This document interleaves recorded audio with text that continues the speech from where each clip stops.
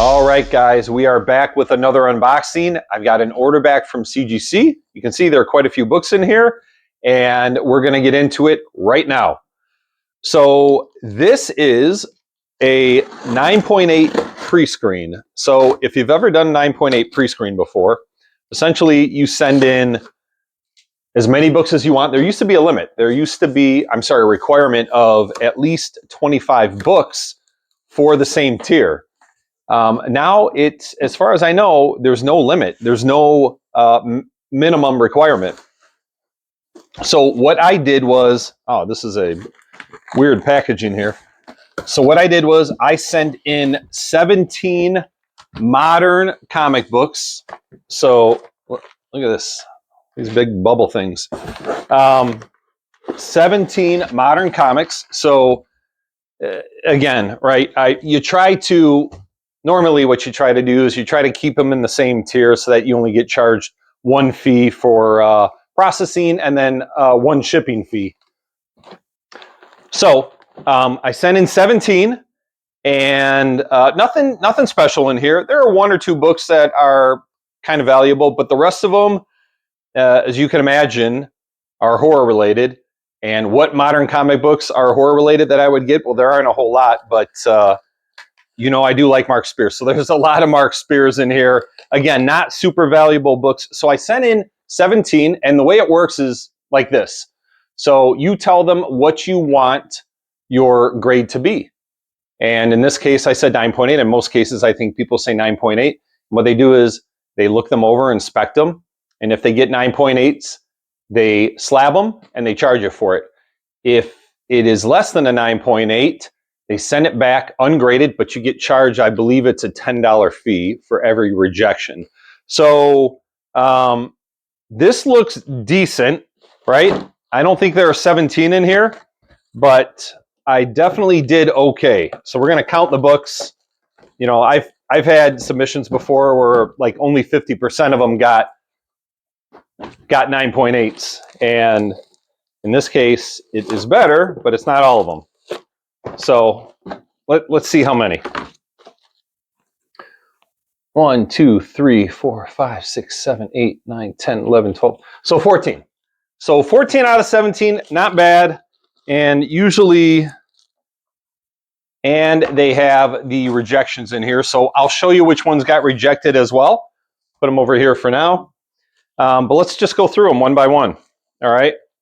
So first up, so a lot of these are from the blind bag. So this is Monster and the Wolf #1. This is the Bride of Frankenstein variant. So very nice. Again, these are not extremely valuable. Most of these are maybe 50 bucks, maybe some of them a little bit higher, maybe some a little bit less because they're pretty common. So Dracula cover. All right. Again, these are all 9.8s. So these will be nice books for people to buy that are looking for them, right, at cheap prices. All right, I'm trying to remember what I think this is a Night of the Living Dead variant.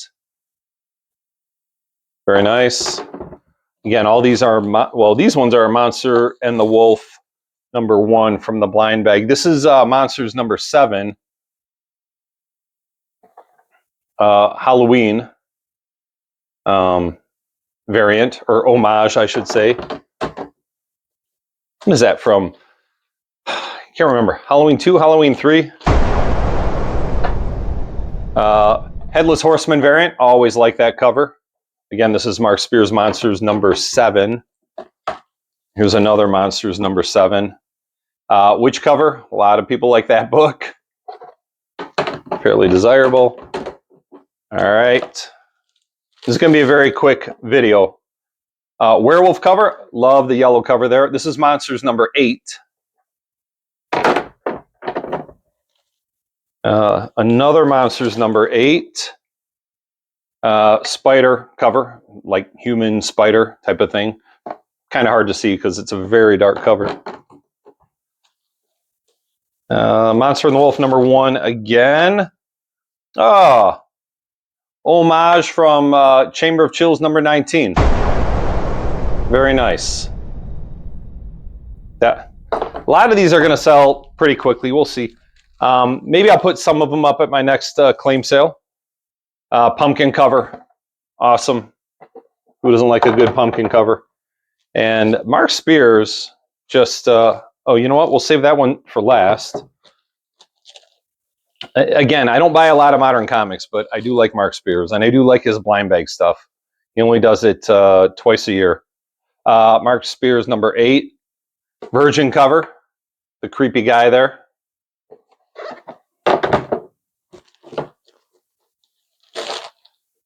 Another Mark Spears, number 8. Dungeons and Dragons homage. Kind of cool. And, all right. Last Mark Spears book, another number 8. Oh, another Virgin cover. I guess I sent in 2 of these. All right.